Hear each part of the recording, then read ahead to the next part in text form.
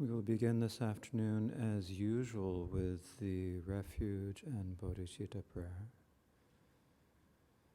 Sangye chedan sogi chonam la chancho bardo dani jabsum je dagi jinso ki besunam je Dola penjir sanje drobar sho sangye cheda soge chonam la chancho bardo dani jabsum je dagi jinso gibe sunam je dola penjir Sanje drobar sho sangye chedan soge chonam la chancho bardo dane japsum je dagi jinso gibe sunam je drola penjir Sanje drobar sho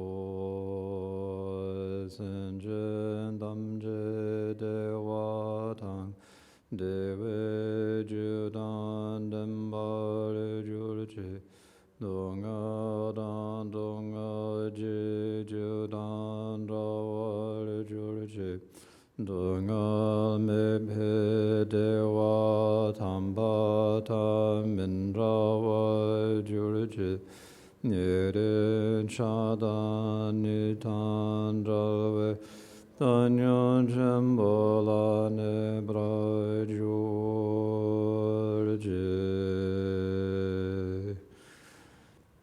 In the Dharma Expanse Palace of Akanishta is the essence of all Buddhas of the three times, who shows me directly my mind is Dharmakaya. I prostrate to the glorious, exalted Guru.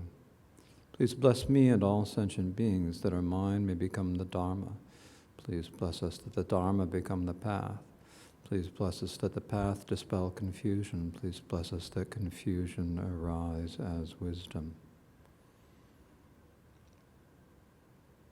And so think to yourself now that we must bring all of our mothers, all sentient beings as limitless as space, who dwell in the three realms of samsara, none of whom are free of the cycle of the 12 links of interdependence, all of whom go through the cycle of experiencing birth and death and aging. And we must free them all from that cycle. And in order to free them all from that cycle, we ourselves have to achieve the state of Buddhahood. So think to yourself that we are engaging in this study this afternoon for that purpose. And so please listen with this motivation of bodhicitta. The Dharma we are listening to is the Treasury of Abhidharma by Vasubandhu, as explained by the Ninth Karmapa Wangchuk Dorje in his commentary Youthful Play. And of the 8 chapters, we are discussing the third area, the teachings on the world. And this teachings on the world has 2 aspects: the world of sentient beings and the container, the world that contains them, the outer container of the world, or the environment. The world of the environment has 3 parts. There is the places that support sentient beings. There is the size of sentient beings, and then there is the third section is the units of measure. So we have completed the first of these 3 sections, where we discussed the arrangement of the universe according to the traditional Buddhist view as presented in many sutras. Not the only traditional Buddhist view, but one of them. Most of them have some similarities, but they're different in the specifics. And so now we've come to the sizes of sentient beings, which are again linked to the places where they're born. The karma that puts them in those places also then propels them to have different lifespans. And when we look at this section of the text, it's actually, in terms of the words, it's fairly simple. There's nothing that, in fact, this has in the Yashvamitra commentary, where usually there are like 20 pages for each of the, 3 or 4 pages in the Wangchuk Dorje to go through. This time there's less in the Yashvamitra than there is in the Wangchuk Dorje about this section, because there's just not a whole lot of difficult material here. It's just numbers. And sometimes when we teach this, we go through it fairly quickly because, again, there's nothing that's intellectually difficult about this. But I think it's an important point here to think about why are we studying and how do we need to study in general. To review this, because it's different than the Western style of studying that we've done in school. First of all, it's unlikely, not impossible, not unlikely that you are going to have an exam, especially those of you who are not in our studio audience. You in the studio audience, we haven't really decided yet. And usually, often what we do is we study for an exam to get to some sort of a level past the grade, go on to the next grade, get the diploma so that we can go off and get a job. What a dreadful fate. No, seriously, I mean, I think some people are laughing. It is horrible to have to go have a job. Few people have jobs that they like. But that's because we're studying a worldly idea with worldly goals. So when we're studying for the Dharma, the point about the Dharma, the point about doing this study, whether we're doing the things that are intellectually difficult or whether we're doing things that are relatively easy, so basically today we have to talk about arithmetic, multiplication. And so when we're talking about things like this, it's not like just accumulating factoids. There's no one that's going to have like the Buddhist Jeopardy quiz where you're going to have to say, the beings in this realm live for 9,000 human realms, and then you have to say 9,000 human years. Then you have to say, what are the gods, the 4 great kings? There's nothing like that. And that's not the reason for doing it. We do this in order to tame the afflictions in our being. That's a main point of our study. So because we're studying for that reason, we have to read for a different idea. And so that means that even when you're reading something that seems simple on the outside, you have to be attentive toward it. Not for the sake of, it's pretty easy to figure out that if you just do the math that's given in the verses, that the kings in the 4 great, the gods in the 4 great king realms are going to live for 9,000 years. That's simple to figure out. There's really no benefit to that. But what is important about that? Why do we have to do this? And in general, even when we have more difficult material, how do we study it? So one thing that we need to do, what you have to think about when you're studying, instead of studying for gaining factual memory here, you have to understand what we're studying for, why we're studying. So one of the ways to do that is actually to read the text more times than you normally would. Usually, if we're studying this for an academic sort of pursuit, or whether you're doing it as sort of professional thing, you'd read it, you'd gain the information. When you gain the information, then you'd put it aside because you know it, and that's what you need. You need the information. But here we're not gaining it to do the information. We're gaining it to understand what is the Dharma, and there's important lessons here, even if it's easy to figure out intellectually. There are important things to understand. And in order to do those, we have to think about it. So part of this process is to read the text multiple times. And you might think, I get it. Still read it a few times. You might think, and when you read it, actually don't bother to go through in detail. I mean, what I'm saying about reading it is just reading like this. Where are we? We are on page 273. So we're just starting at section B. So just read it like this.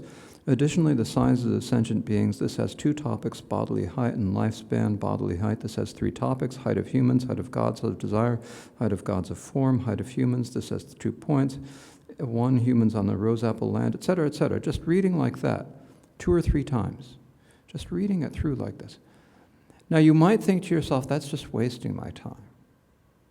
But it's not actually, because actually you gain a lot more understanding by doing that. And when you have more complicated material, actually it's even more helpful than with material like this. So you read it. Actually, I had one teacher in Shedra who recommended that we read each page 7 times, just reading it, and then start thinking about it. So when you do this, you get a good idea. You know the words, and actually, as you read it more times, even if you're not actually putting effort into trying to understand the words, you're just reading them, the understanding comes in kind of an organic way.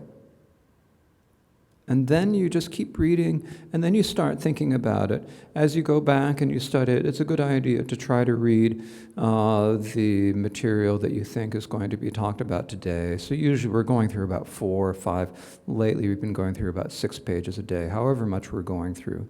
You read what you think we're going to cover in a day, before the class ideally, and then you participate in the class, whether you're participating over live webcast or watching later, and then you read it a few more times, and then you start thinking about it. You look at the root text. You should read the root text of the whole chapter every day, ideally, maybe even more than once. And those who are studying Tibetan can think about reading it once in English and once in Tibetan, or you can alternate one day in English, one day in Tibetan. But then as you do this, not necessarily trying to, but as you do it, you'll just automatically start connecting the words that in the root at first seem pretty inscrutable. They'll start connecting them. It's like, oh, that's what that is, of course. And so then you'll be able to get some benefits. So doing this is actually really beneficial. It's just a really helpful way of studying, but it's different than what we learn in a Western-style high school or university. It's a different way of studying. So it's kind of relying more on repetition and thinking about this because we're studying for different aims. Then the other thing is you have to be really careful about your motivation as you're listening to these teachings. We begin by reminding ourselves about bodhicitta, and when you study yourself, you should also do the same thing. But really, when we're studying, we have to make sure that we're doing this not just as an intellectual game. We're not learning factoids for parlor tricks or game shows. We are learning something. We're learning the Dharma in order to act as antidotes for the afflictions. And if what we learn doesn't become an antidote of the afflictions, then we haven't really understood it. It's a sign that we haven't got there yet. So it's important for us to really take that in mind. And even when you're studying, for instance, if you go on, and some of our students who are, particularly those in the studio audience, are planning to go on and study in an actual Shedra. Even when doing that, the Khenpos might not always say that directly, but it is still necessary. When you study this text, it's quite possible that your Khenpo might think, I've got so many months to get through this class, and I've got a lot of material to cover, and this is easy to understand, so I'm going to go through it quickly. It's quite possible that they think that, but it's still up to you to take the time to really think about it, because if you're not taking what we're studying here and then incorporating it into your being, thinking about what the meaning is, understanding what this means for your Dharma practice, understanding what this means for bringing meaning to this precious opportunity that we have, this precious human life, then you're missing the opportunity that we have now in engaging this study. So doing this study, doing it with that motivation, that interest is really important. It's not merely, we get really kind of taken by the points that are difficult to understand. Everyone always wants to know about these things. When you start talking about the things in Shedra, there are these parts there are things that are hard to understand, that you have to get to these really fine points of understanding what bodhicitta is, or understanding the levels at which you discard which afflictions and which cognitive obscurations. All of these things are very, very difficult to understand, very important to know. And we get taken by the difficult points, and we forget to look at the easy ones. Whereas often it's the easy ones that are harder to really understand. It's easy to understand which class of discard you have to give away, you have to give up at which level on the path. It's hard to actually take that and make it part of your practice. So here, the sizes of sentient beings, there are two topics, bodily height and lifespan. It's hard to find the right word in English. A word that includes both body height and lifespan. I wouldn't call lifespan size, but anyways, what else am I going to do? The difficulties of a translator. So bodily height. This is three topics: the height of humans, the height of gods of desire, the heights of gods of forms. The height of humans has 2 points. First is humans on the rose apple land. That means humans on our earth, basically, although it's not an earth, not conceived of as ours, but basically means humans like us. The ones on the rose apple land are 4 or 3.5 cubits tall.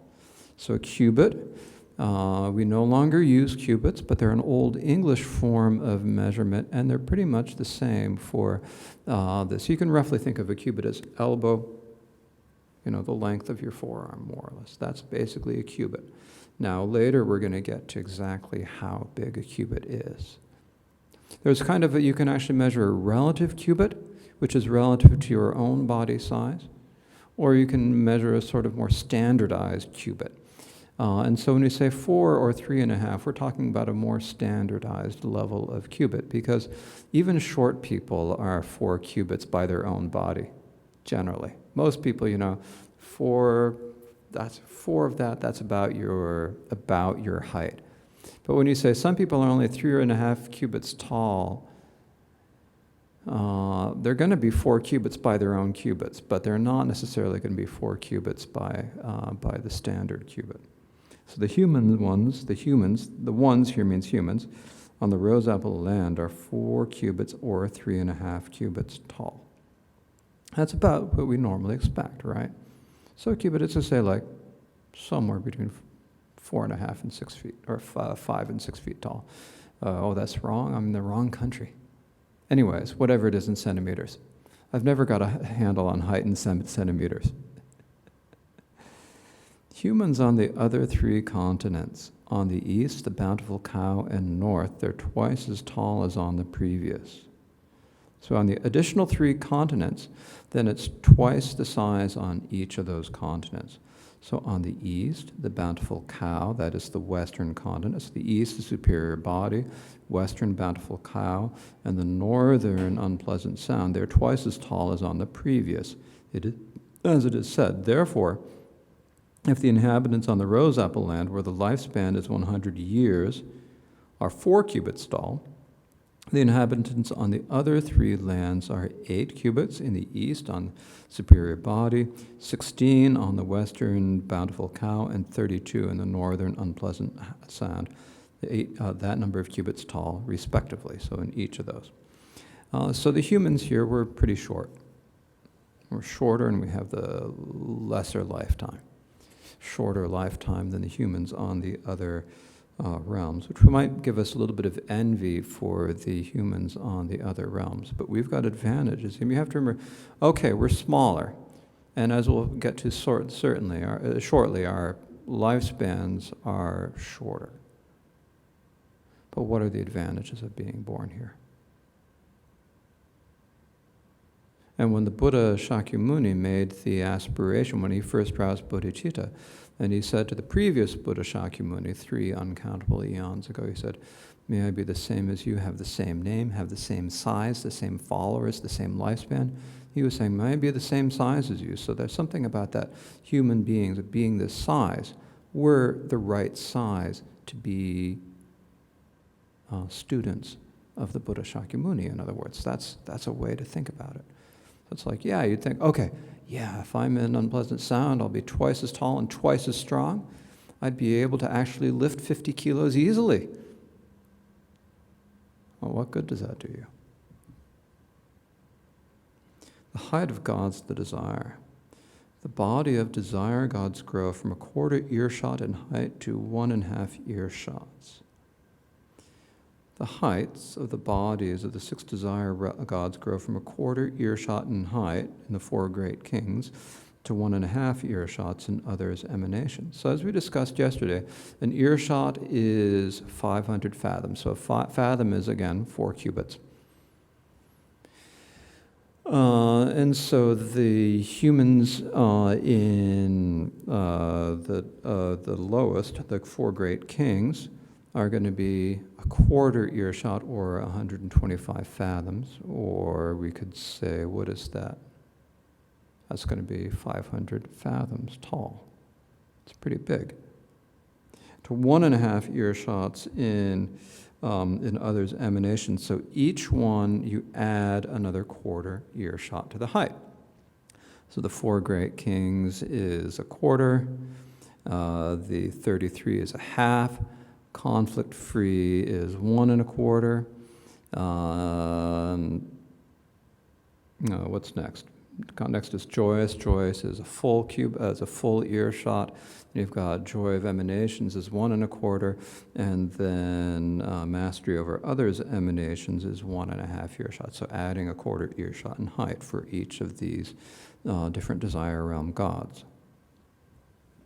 So then, when you think about the god on the sun, who's got a palace of 51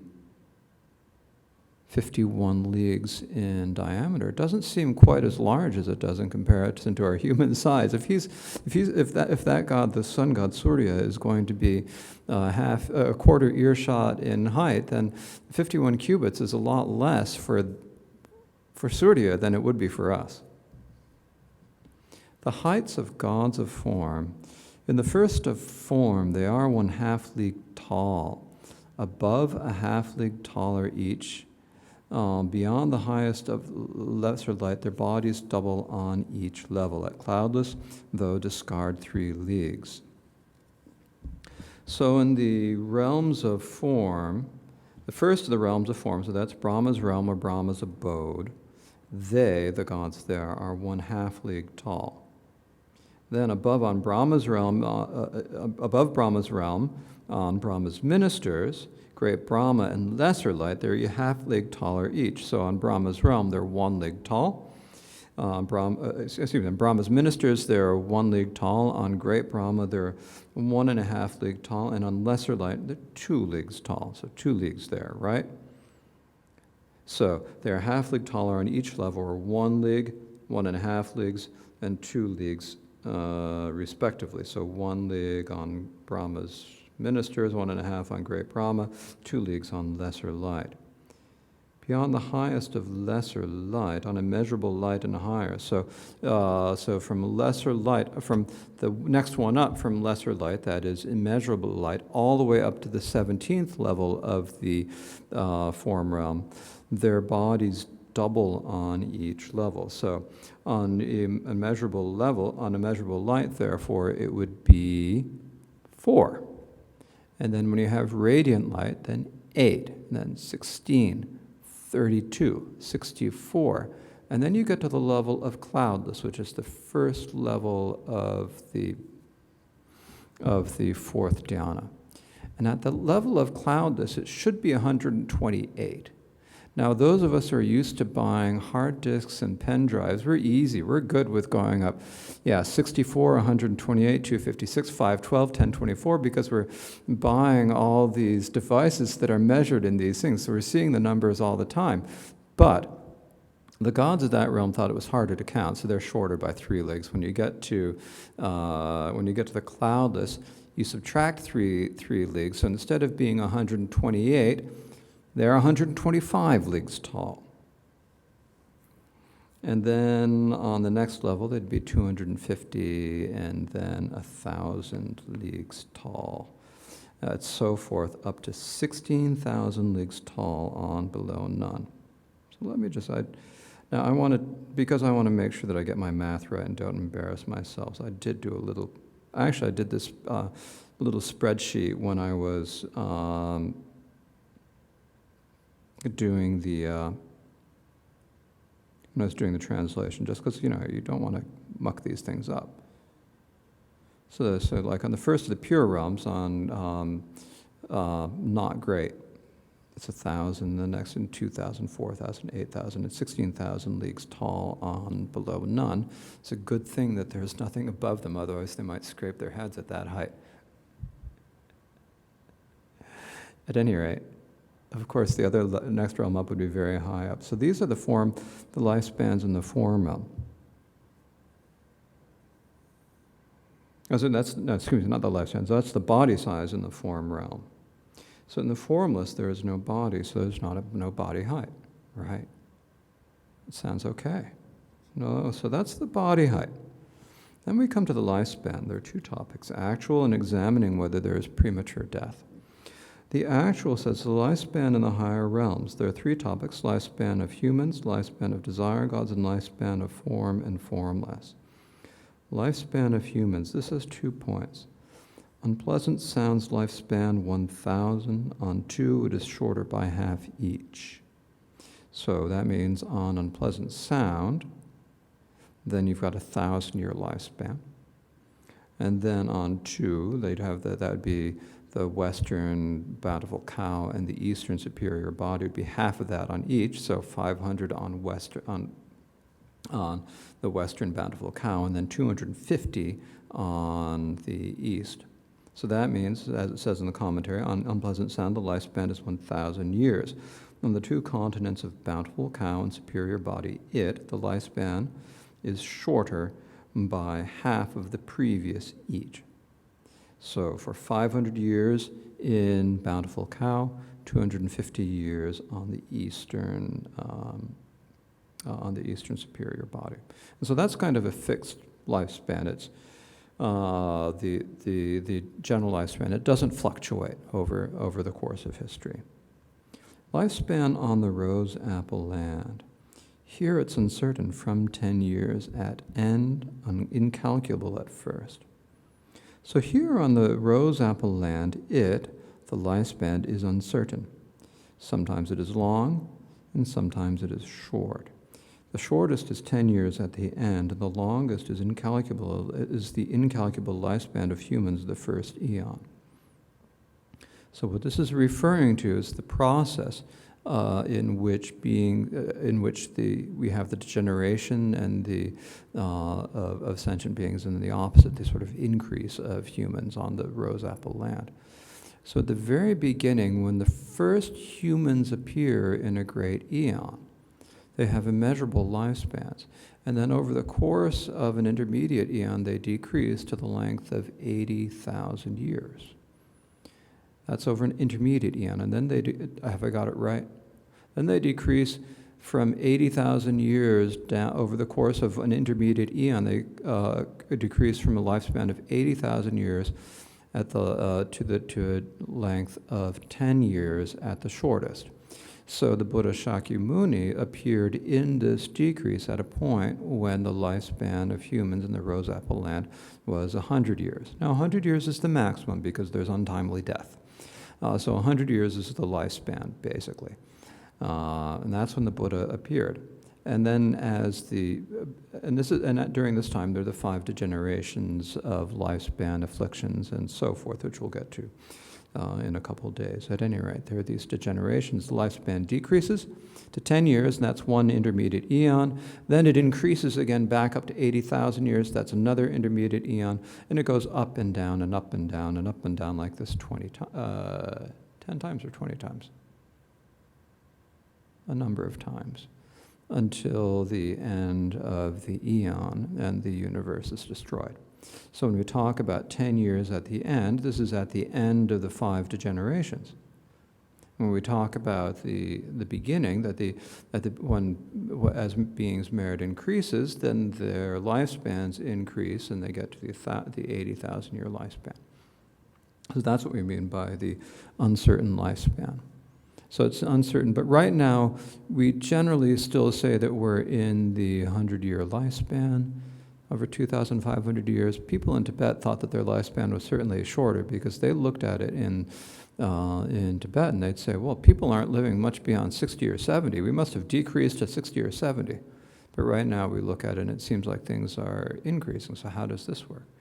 But we have to, this is just something we have to keep in mind. The main point is that the lifespan of humans in this land is traditionally taught not to be certain.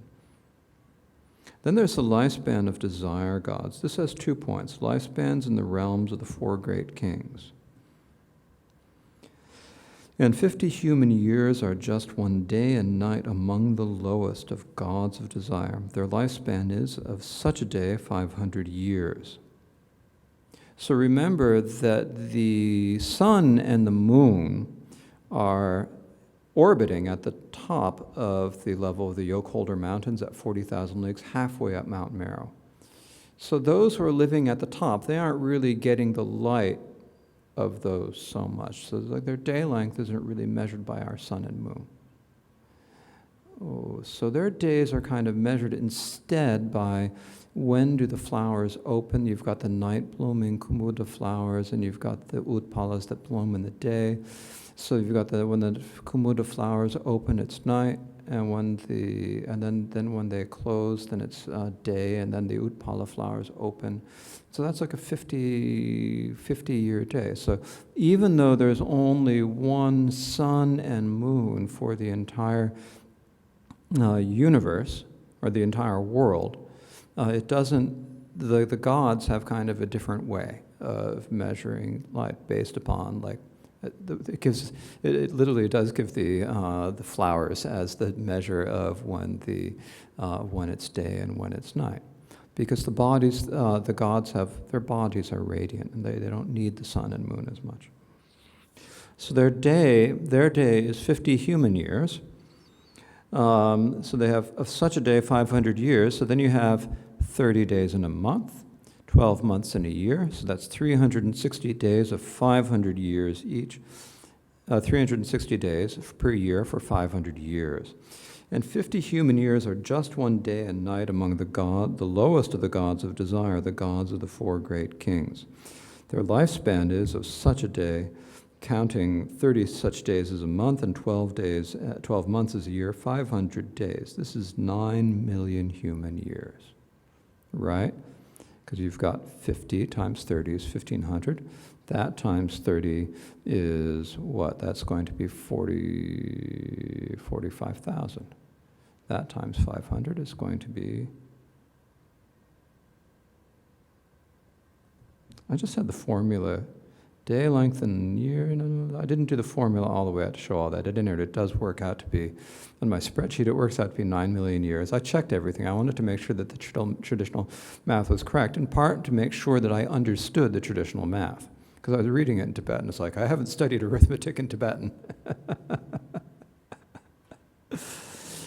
Okay, lifespans in the other 5, above both day length and span level. So in the next land up, the day length is twice as long. So the next level up is the realm of the 33. So the day length is 100 human years.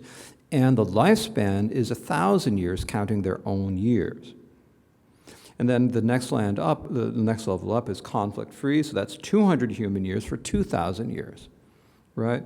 So in the 5 god realms above that, the 5 desire god realms, that is, both the day length and the lifespan double. Therefore, in the 33, there are 100 human years per day, and they live for 1,000 years of their own years.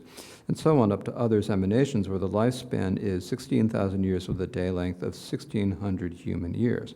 So it's a good idea here when you're doing this to study. You can actually do the math.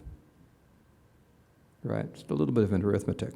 You kind of get an idea of it, but to read it out, so this means that the human years for 4 great kings is 9 million, and the 33, it's 36 million years. Conflict-free is 144 million years. That's back to the dinosaurs' time, isn't it? 76 million years in the joyous. So a god who's dying in the joyous now would have been alive at the time of what? Even before the Jurassic, this is like the Precambrian explosion or something like that in the dirt. At any rate, let's not bother to try to compare. For the joy of emanations, it's 2,304,000,000 years. In the joy of others' emanation, it's 9,216,000,000 years. So these are the lengths. So in the desire realm, God realm. So very, very long time.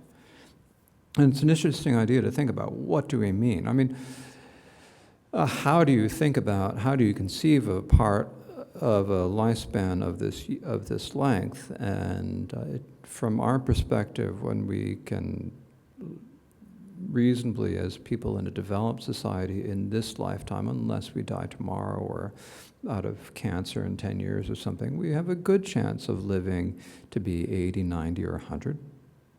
Better than most other people, but no guarantee. And when we get to that age, we're not going to be able to do much besides just sort of drool and eat oatmeal.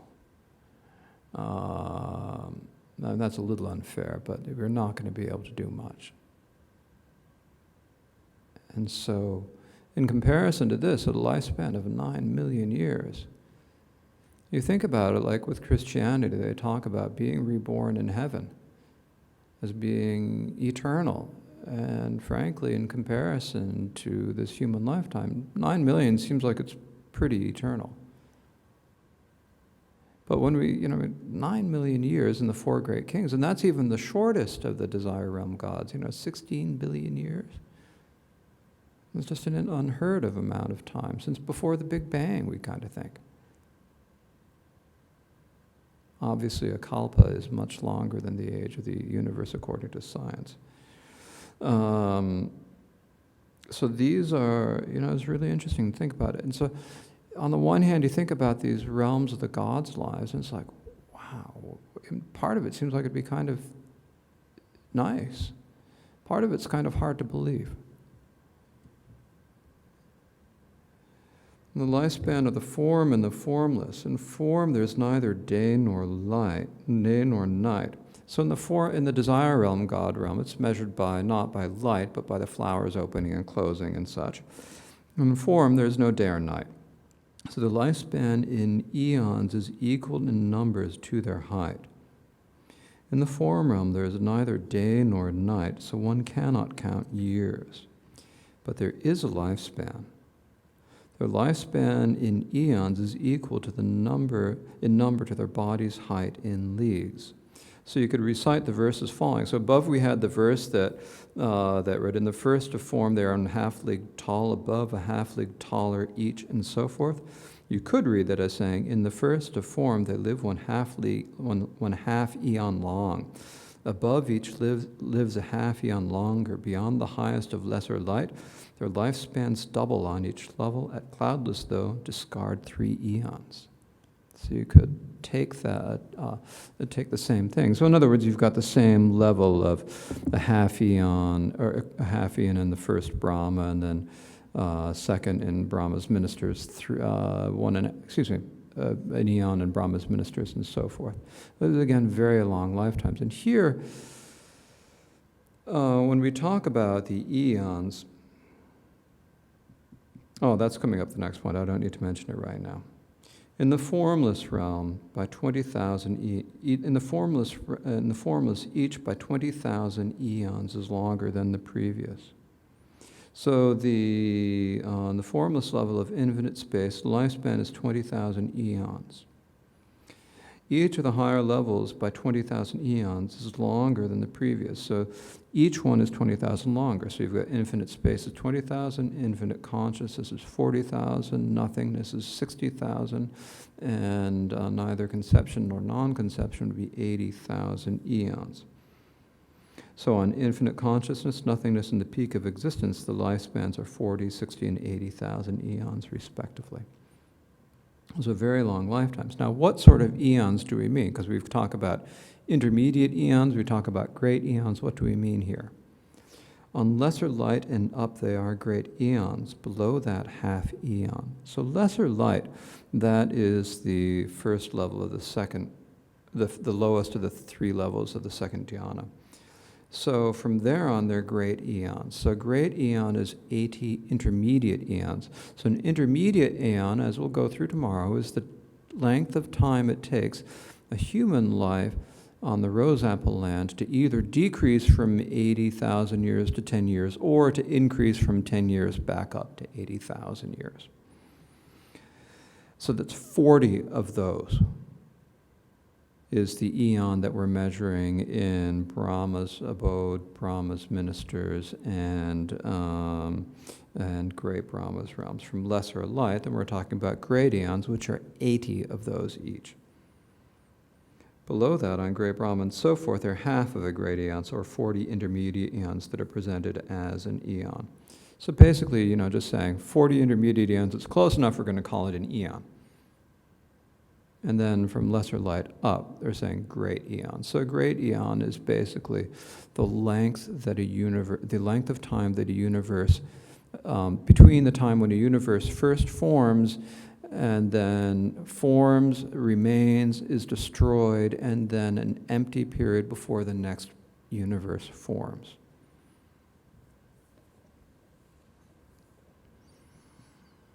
In the world, in the space of 3 spans of 20 intermediate eons, the world forms. So you've got 20 intermediate eons that it takes for the world to form. Then it stays for another 20 intermediate eons, and then it's destroyed over the course of 20 intermediate eons. Thus, these 60 intermediate eons are explained as the 1.5 eon lifespan in great Brahma. Right? So great Brahma himself is the first one born in that realm at the beginning of that time, and he thinks I'm making everything else because he's the first one, and he's there the whole time until it's empty. The lifespan in the lower realms. This has 4 topics: the hot hells, the animals, the hungry ghosts, and the cold hells. So this has 3. The hot hells has 3 points. Lifespan in the upper 6. The reviving and so forth, 6 hells, have days that equal desire gods' lives. Of such a day, their lifespans equal the lifespans of desire realm gods. So that means basically like the reviving hell and so forth, that has a lifespan, that one day is equal to the lifespan in the 4 great kings.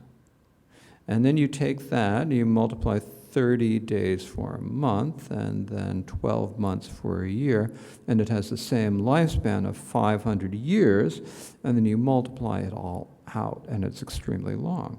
And then again, you take for the next level, you have the reviving hell, then the black line, and the black line, then you have the lifespan of the heaven of the 33, is a day in black line, and then you multiply that out by 12, by 30, then 12, and then by 1,000 years for the lifespan in that. So of such a day, there are 30 days to a month and 12 months to a year, and their lifespans are each of such years of 500, 1,000, 2,000, 4,000, 8,000, and 16,000 years, equal in number to the years of the life of the desire realm gods.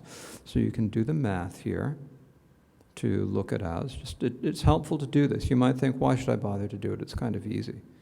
But when you do it, and you sit and you actually do the calculations, then you'll kind of get a feeling for it. So I'm going to read out the numbers quickly anyways, but you're going to have to do the numbers for yourself. In the reviving hell, what is that? Millions, billions, trillions. The reviving hell, the lifespan is 1,620 billion. 620 billion. I'm trying to remember because it's kind of tricky. You've got thousands, millions, billions, trillions. No, thousands, millions, no, hundreds. Okay, yeah, that is 1,620 billion. The black line hell, you've got 12,960 billion. The crushing hell, you've got 103,680 billion. The wailing hell, 829,440 billion. The great wailing, you have 6,635,520 billion. It's greater than the federal budget of the United States. The hot hell, you have 53,84,160 billion years. Incredibly long periods of time. And again, I mean, when we're talking In Christianity, they say that when you're born in hell, it's eternal damnation. And I think when you're talking about, even the lowest of these hells, that like over 1 trillion years, it's like that's pretty close to eternal. No wonder the Christians got it wrong. They just kind of see you're born there and you think that it's like eternal. Even when you think about actually how is it when you are experiencing excruciating pain, time goes very, very, very slowly. So I don't know if these are actually real years or if this is kind of like the psychological impression of a year. And that, if you're in great pain and you want to get out of pain, it takes a long time. Things slow down. Our perception of time is not linear. This is, of course, something that a lot of people say these days. If you read, time is kind of fluid, and the way we perceive time is different. So when you're having a good experience, things seem to go a long time.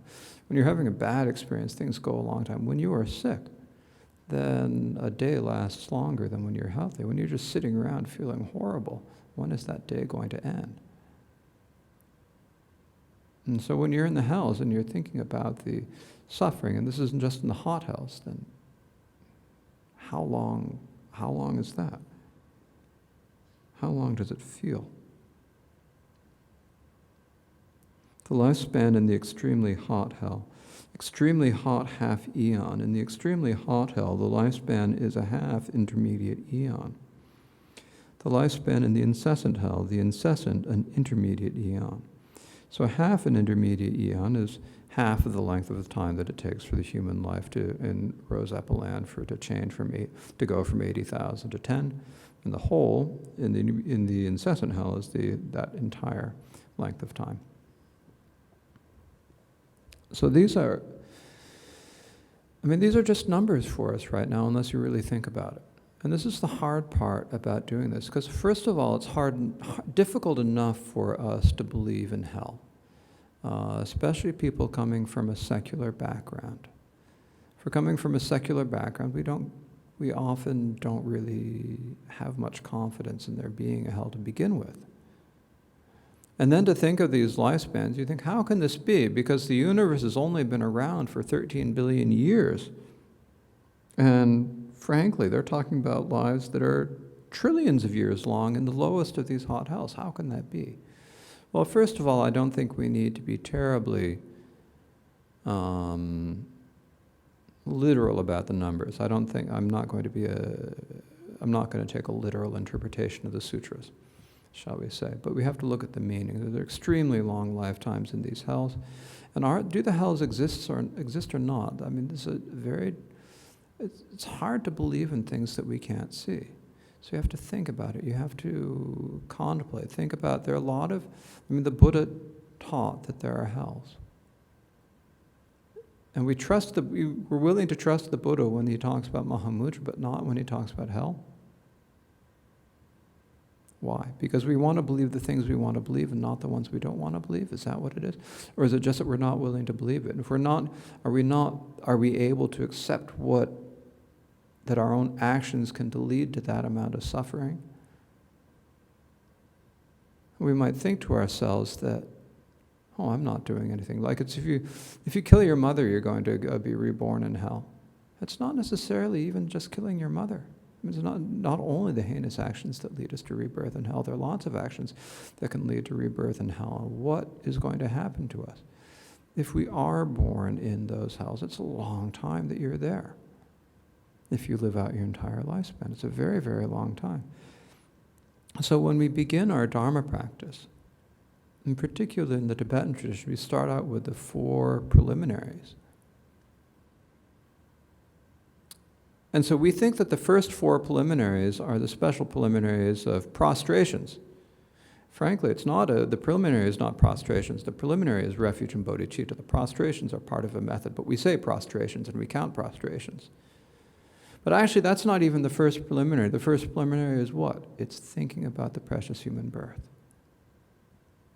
thinking about impermanence. So thinking about the precious human birth, you have to remember, contemplate the hell realms. You have to think about them. And we skip this step, or we do it. You read the text in the words of my perfect teacher, you read the teachings in the Torch of True Meaning, you say, yeah, I get it. And then you put it down, okay, I've done the precious human body, and let's move on to the next one. Impermanence, oh yeah, that's easy. But we don't actually go through and spend the time to really think about it. We don't really think of it as something that's going to actually affect our beings. So we have to, and similar, when we read this, it says these numbers, 9 million year in the Four Great Kings, that means a day in the reviving hell is 9 million years. Okay, yeah, I get it. Do you really get it? Do you really understand it? Do you really take it to heart? So we have to really think about it. We have to really internalize it. Just not so easy to do. To really understand. And what we're talking about, the incredible lengths of time that we're speaking about when we talk about the hells. Are these, the 9 million year a day, that's the shortest in the hell realms. And then to think about the suffering, not just the suffering that we would experience were we born in those, but also to think of the suffering of the beings who are in those hell realms, and to think about them with compassion. And it's very difficult. So you have to take the time to really do the contemplations. You have to, and it doesn't happen in just a day. You're not going to get it by just reading a couple times and thinking about these lifespans, thinking about numbers. You have to really sit down and do the contemplations. Think, sit down and think, what is it?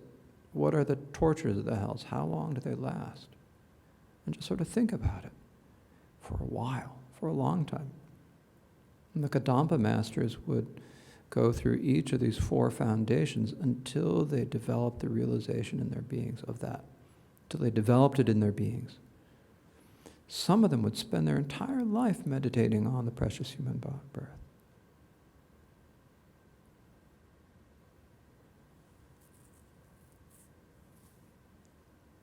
And so we often give short shrift to this. And when you give short shrift to this basic, fundamental sort of contemplation, then there's less oomph. And then when we get to study, so you go on into Shedder and you're studying about what we were talking about, the levels in which you give up which discards and things like that. And these are important things to understand the path of the Bodhisattva and all that. And it's all just going to be intellectual because you're just going to be thinking about the numbers or the relations or the words. You're not actually going to be thinking about it, how it relates to you. Well, why do we have to give up the obscurations? What is it that awaits us if we don't give up the obscurations? What is it that awaits us if we don't strive at the path? If we don't listen, contemplate, and meditate? What is it that other sentient beings are experiencing now that we can feel compassion for? If we don't actually think about that, then all that we're doing is just intellectual. And it's limited use. Maybe making some good impressions for the future, but we can do a lot of good impressions, and yet if we still act out of our greed, hatred, and desire, greed, hatred, and lust, and pride, then what good is it going to do us in our next lifetime, no matter how many imprints we have? We have to take that and really apply it to our lives and actually think about it.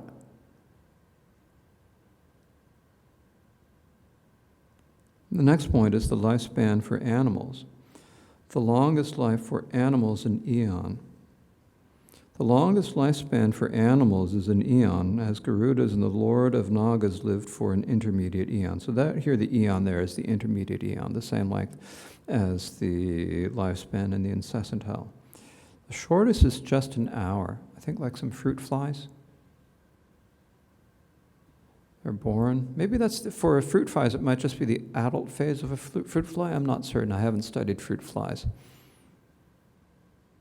But there are animals who have very, very short lifespans. There's some who have longer lifespans. Right now, being spring in the northern hemisphere, we have, if you walk out to the park, just nearby the monastery, there's a park, and there are ducklings and there are goslings in the pond. And they've been alive for, or they've been alive for what? The eggs were probably conceived earlier this spring. They hatched maybe a few weeks ago, 2 weeks ago. And they're these kind of fluffy balls that are either floating on the surface of the water or they're walking by the side. And we say, oh, how cute. Half of those ducklings and goslings probably aren't going to grow their full-fledged feathers. Just that's the way it is with ducklings and goslings. Even those that grow feathers, most of them, half of them probably won't make it. So very few of them are actually going to make it to adulthood. And even if they do make it to adulthood, how long does a duck or a goose live?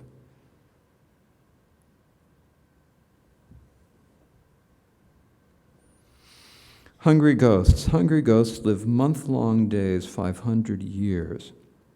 Hungry ghosts live month-long days that are equal in length to a human month. So that means 30 of our days is 1 day of that. Of such day, they live for 500 years. That is 15,000 human years. So if you think about that, when you think about the existence, okay, here's a point this is a way you can think about it. 15,000 human years. When you just read it once, it's like, okay, factoid that you put, hungry ghost, 15,000 human years. Easy. But when you actually take the time to think, okay, 15,000 human years with extreme difficulty finding anything to eat or drink. So how do you feel when you get hungry and you can't get the food in a couple of hours? How do you feel? If you've ever gone without food for a day, and not by choice, if you've ever just run out of food.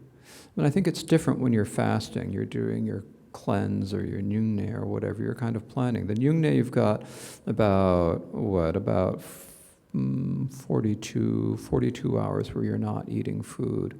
But you know that there's an end, and you know in the morning there's going to be a big breakfast waiting for you.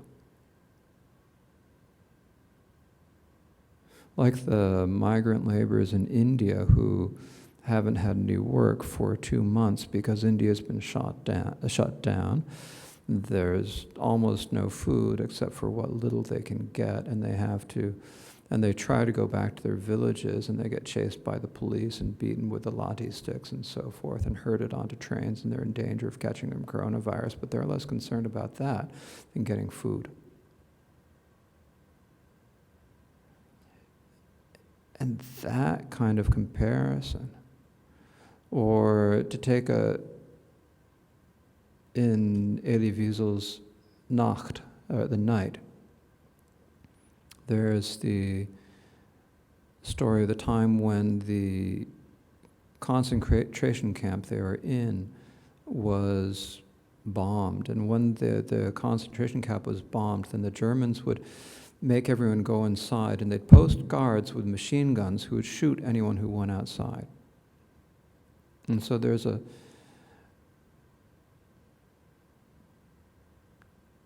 big pot of soup in the middle of the courtyard. And there are these primarily Jews in their barracks, and they know if they go outside, they're going to get shot. And all they can think about is food, because they get like a cup of soup and a piece of bread a day, and they have to work hard. So they're incredibly hungry. They're so hungry that one of them crawls out from the barracks to go to this pot of soup, and he gets there. Then he stands up, and he reaches and he picks up the ladle to get the soup, and then the Germans shoot him. So what kind of hunger was that human experiencing? And that's the hunger that the hungry ghosts are feeling all the time. Never able to get enough of anything. And if they get it, they even can't really eat it. It's just for how long is this going on? When you read Elie Wiesel's account of the life in Auschwitz, it's just, and that lasted. He was in Auschwitz and in another camp. He was basically in the German concentration camps for, I think, a little bit over a year. He started out at Auschwitz-Birkenau and then went to another camp and then was brought to Bergen-Belsen. Was it not? No, it was not Bergen-Belsen. It was another one. Anyways, he was liberated in April of 1945, so 75 years ago, right? So he was in the concentration camp for a year. And there's a description of what it did to his mind to be there and to be so hungry, to care more about food than about his father. So that sort of hunger, if you take that we can read about and hear about in our recent history,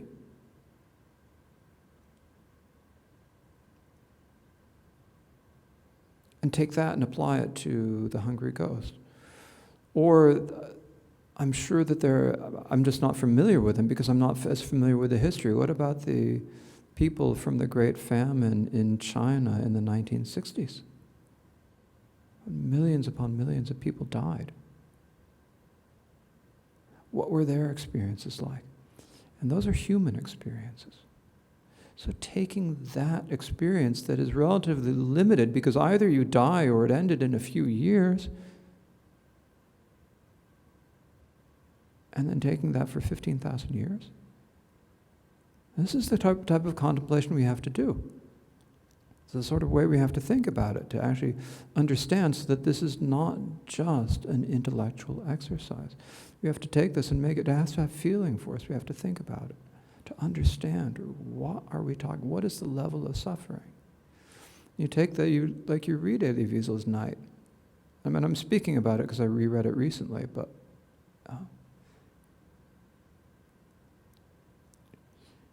take that suffering that and you could say it's like, and this is kind of similar to the suffering of the hungry ghosts, or similar to the suffering of the hells.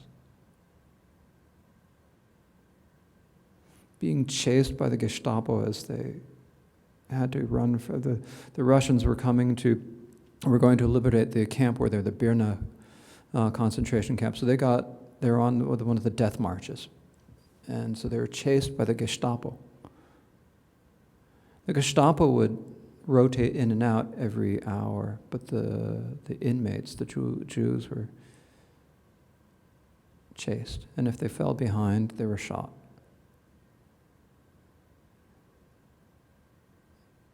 And so that suffering that they went through,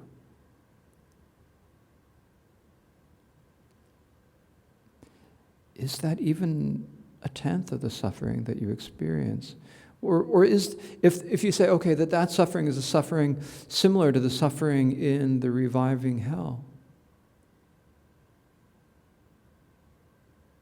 The Jews on that death march either died on the march, or they were gassed when they got to the destination, or they were liberated. In any of those options, horrible as it was, there was an end. And when we talk about the lifespans in the hells, a 9 million year day, 360 days per year, for 500 years. What is that like? So if we're going to actually take this material and really understand what is being said in the Abhidharma, we have to think about it like this. Otherwise, it's just words and numbers, and it doesn't really help us.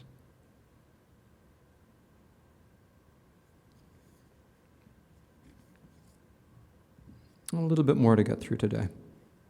Cold hells. This has 2 points. If every 100 years one took a seed from a cart of sesame, when that is empty is life in blisters. The blisters is the first of the cold hells, right? If every 100 years one took a single seed from a cart full of sesame seeds, which in the land of Magadha it contains 80 bushels, when that is empty is the lifespan of those in blisters. Some say it is 20 times that. This is actually from a sutra that the Buddha, that's quoted in the auto commentary, Ashwamitra. I'm sorry, I can't remember which right now. Blanking. It doesn't really matter which, and it is from a sutra of the Buddha. So you've got a bushel of sesame seeds. How many sesame seeds are in a bushel? And a cart holds 80 bushels. So you take one seed out every 100 years.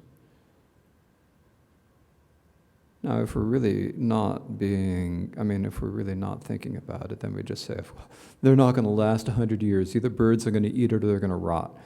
But this is not the point. This is just like the number. Like, how many seeds are there in a bushel of sesame seeds? Thousands. And so thousands of centuries just for one bushel.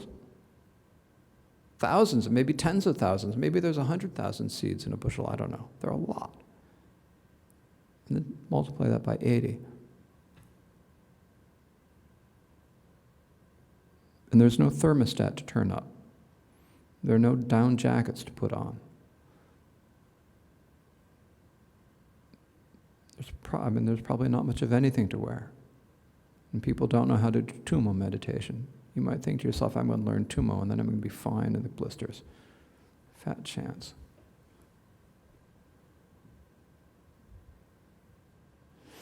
And so then in the next of the hell realms, another is 20, lifespan in the other 7, and others 20 times as long. So in each one it gets 20 times longer than the previous. So that means it's going exponentially. So 2,400, 16,000, and so forth. Examining whether there is premature death, untimely death except in unpleasant. So there's untimely death except in unpleasant sound, so lifespan is uncertain. So here we've given the lifespan. These are kind of the maximum lifespans. Now, the northern unpleasant sound, the 1,000-year lifespan there is kind of fixed for various reasons. We'll get more about unpleasant sound.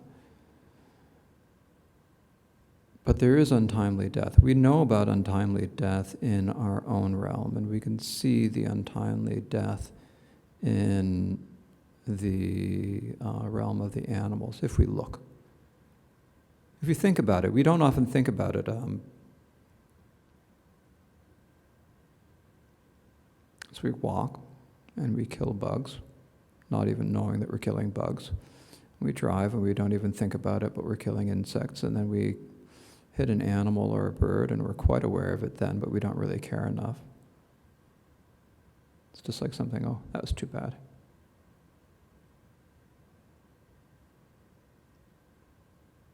In the hell realms, the untimely death often happens when you have a feeling of faith. So like the Buddha will appear, hell beings will see the Buddha. They'll feel faith, and because of the power of their faith, they'll be able to reborn in another land.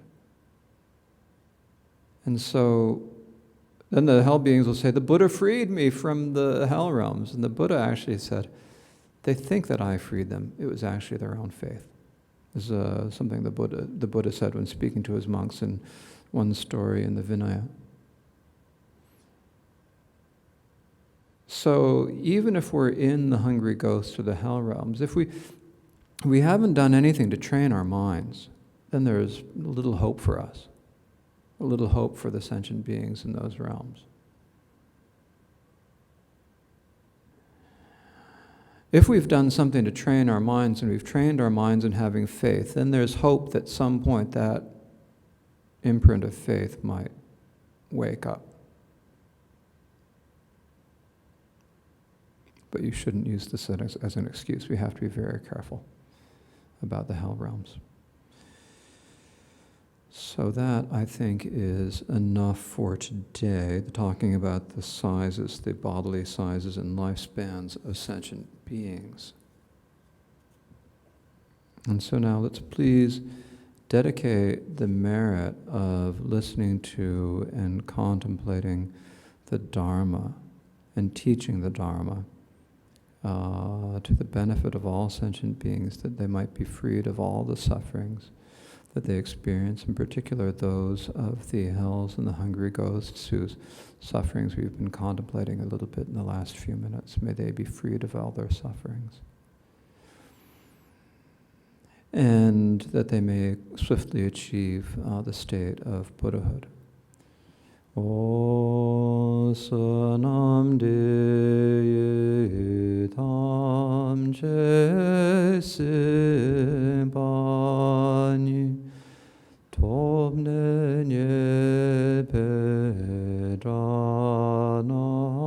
pam chene Kegana chimbala trombai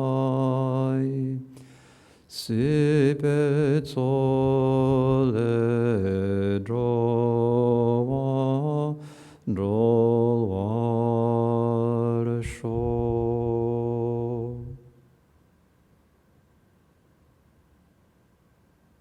Thank you.